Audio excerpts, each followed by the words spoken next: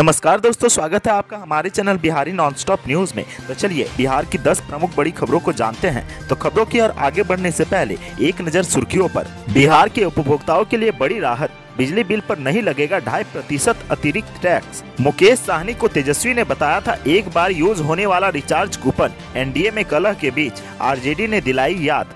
बिहार के जमुई में पारा पहुंचा 39 डिग्री के पार, जाने पटना समेत अन्य जिलों का हाल। दरभंगा के 46 तालाब समेत बिहार के सभी जल निकाय होंगे अतिक्रमण मुक्त, अधिकारियों की बढ़ेगी मुसीबत। शराबबंदी कानून में संशोधन की तैयारी, विधानसभा में पेश किया जाएगा बिल, जानिए क्या होगा बदलाव। बिहार के ऊर्जा मंत्री ने की घोषणा, बिहार में बिजली सिस्टम के आधुनिकीकरण पर खर्च होंगे 10 करोड़ रुपए। बिहार के 8 जिलों में बनेगा नया बाईपास, 4 शहरों में होगा रिंग रोड का निर्माण, बजट पारित। बिहार के वैशाली में खुल रहा है पहला रामायण विश्वविद्यालय, संस्कृत और व्याकरण की होगी पढ़ाई। बिहार में शराब पर सरकार की सख्ती बेअसर, जहरीली शराब पीने से 10 दिनों में 25 लोगों की मौत। बिहार के विधायकों को एक साल तक कश्मीर फाइल्स दिखाने की तैयारी, पटना के हॉल में अगले 3 दिन तक सीटें फुल।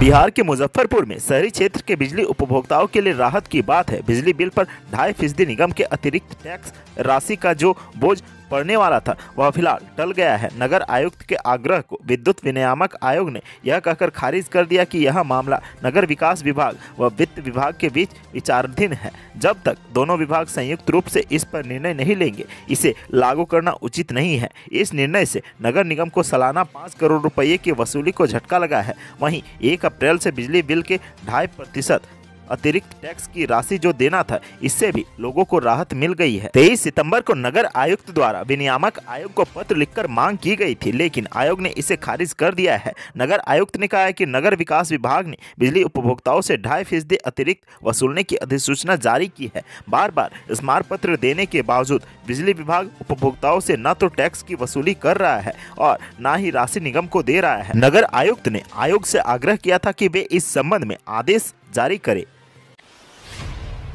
बिहार में एनडीए के अंदर अब नया विवाद छिड़ चुका है। बेचहा सीट पर उपचुनाव का ऐलान हो चुका है, लेकिन इस सीट पर एनडीए के अंदर 2 दावेदारी हो चुकी है। पिछले चुनाव में ये सीट मुकेश साहनी की पार्टी वीआईपी के पास थी, लेकिन विधायक के निधन के बाद अब सीट खाली हुई तो यहाँ भाजपा ने अपना उम्मीदवार घोषित कर दिया है, जिसके बाद अब राजद ने तेजस्वी का वो वीडियो सामने लाया है जिसमें सदन के अंदर मुकेश साहनी को उन्होंने रिचार्ज कूपन कहा था। पिछले साल बिहार विधानमंडल का सत्र चल रहा था, उस दौरान एक बहस में नेता प्रतिपक्ष तेजस्वी यादव ने वीआईपी पार्टी के प्रमुख मुकेश साहनी को निशाने पर लिया और तंज कसते हुए कहा कि मुकेश साहनी जी, आप बैठ जाइए, आप रिचार्ज कूपन है, आपका फिर रिचार्ज हो पाएगा। जिसके बाद सुबह की सियासत गर्मा गई थी और मुकेश साहनी ने प्रतिक्रिया देते हुए तेजस्वी यादव और लालू यादव पर हमला किया था। सदन में तेजस्वी के रिचार्ज वाले बयान पर मुकेश साहनी ने कहा था कि आपका टॉक टाइम ही 5 साल के लिए खत्म हो गया है और रिचार्ज के लिए मेरे पास झारखंड से भी फोन आता है, पर हम जहां हैं वहीं ठीक है, आप चिंता न करें। दरअसल अब ये वीडियो राजद के मीडिया प्रभारी सह प्रदेश प्रवक्ता अरुण कुमार यादव ने शेयर किया है। कहीं न कहीं उनका निशाना मुकेश साहनी और भाजपा के बीच चल रहे उठापटक को लेकर है। बीते शनिवार को होली भी पार हुई और इसी बीच गर्मी ने भी अपना असर दिखाना शुरू कर दिया है। दिन प्रतिदिन तापमान लगातार ऊपर जा रहा है। मौसम विभाग के अनुसार अगले कुछ दिनों में पारा तेजी से चढ़ेगा। मौसम विभाग के अनुसार शनिवार को सबसे अधिक तापमान 39.9 डिग्री सेल्सियस तक पहुंच गया है। वहीं बांका में पारा 39.5 डिग्री रहा। इसके साथ ही राजधानी पटना समेत ज्यादातर जिलों में भी तापमान चढ़ता ही जा रहा है। मौसम विभाग के अनुसार बिहार के अधिकांश हिस्सों में अगले कुछ दिनों के दौरान भीषण गर्मी का असर दिखने लगेगा। कई हिस्सों में तापमान तेजी से चढ़ रहा है। आने वाले दिनों में लू चलने की भी संभावना है। बिहार में औसत अधिकतम तापमान 37 से 38 डिग्री के आसपास पहुंच चुका है। अगले कुछ ही दिनों में पारा 40 के पार पहुंचने की संभावना है।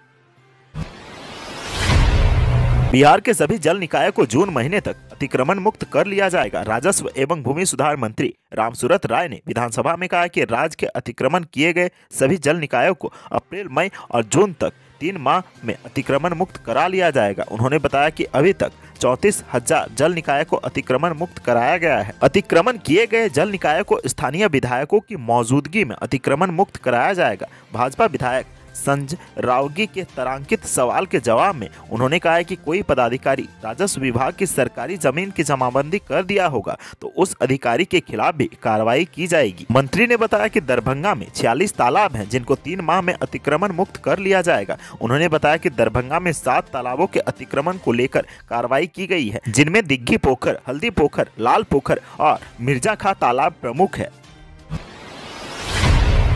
बिहार में शराबबंदी को लेकर सरकार अब नरम पड़ती दिख रही है। विधानसभा शराबबंदी कानून में संशोधन का विधेयक पेश किया जाएगा। विधानसभा में बिहार मद निषेध और उत्पादन संशोधन विधेयक 2022 लाने से पहले विधायकों के बीच इसकी कॉपियां बांटी गई थी ताकि वह इसके प्रारूप में वाकिफ हो सके। यह विधेयक इसी सत्र में पास किया जाना है। नए शराबबंदी कानून में पियक्कड़ों को बहुत छूट दी गई है। इसके मुताबिक कोई व्यक्ति नशे की अवस्था में पाया जाता है तो उसे तत्काल गिरफ्तार किया जाएगा। इसके बाद निकट के एग्जीक्यूटिव मजिस्ट्रेट के सामने पेश किया जाएगा, जहां उसे जुर्माना देना होगा। यदि वह सरकार द्वारा जुर्माने का भुगतान कर देता है तो उसे छोड़ दिया जाएगा। जुर्माने न देने पर 1 माह का कारावास दिया जाएगा। वहीं पहली बार गाड़ी पकड़े जाने पर भी उसे जब्त करने के बजाय जुर्माना लेकर उसे छोड़ा जा सकेगा। हाँ, इसमें बड़े और मालवाहक वाहन शामिल नहीं होंगे। प्राइवेट छोटी गाड़ियां जिसमें कम मात्रा में शराब मिलेगी उसे ही यह छूट मिलेगी। अब जब्त की गई शराब अगर किसी वजह से सुरक्षित ले जाना संभव नहीं है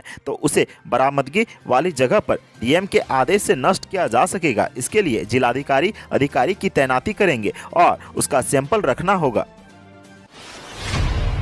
बिहार के ऊर्जा मंत्री विजेंद्र प्रसाद यादव ने विधानसभा में घोषणा की है कि बिहार के बिजली व्यवस्था को आधुनिक बनाने और उसकी आधारभूत संरचना को विकसित करने के लिए विभाग अगले 1-2 सालों में 10,000 करोड़ से अधिक रुपये खर्च करेगा। वित्त मंत्री ने वित्तीय वर्ष 2022-23 के लिए ऊर्जा विभाग की गजटिया मांग पर सदन में कहा कि 24 घंटे गुणवत्तापूर्ण बिजली आपूर्ति सुनिश्चित करने के लिए आधुनिकीकरण योजना के क्रियान्वयन के लिए 10 करोड़ रुपये से अधिक की राशि खर्च की जाएगी। साथ ही कहा है कि विद्युत क्षेत्र में आधुनिकीकरण के दौरान ट्रांसमिशन लॉस कम करने के लिए सभी आवश्यक कदम उठाए जाएंगे ताकि इसे राष्ट्रीय औसत पर लाया जा सके। ऊर्जा मंत्री ने कहा है कि पावर सेक्टर को मजबूत करके ही विकास किया जा सकता है, लिहाजा इस दिशा में पूरी ताकत से काम किया जाएगा। सोलर प्लांट भी स्थापित करना है। उन्होंने आंकड़ों के जरिए साफ किया है कि पिछले 17 सालों में किस तरह बिहार के ऊर्जा विभाग ने बुलंदी छुई है। उदाहरण के लिए 2005 में बिजली खपत 700 मेगावाट थी, अब बढ़कर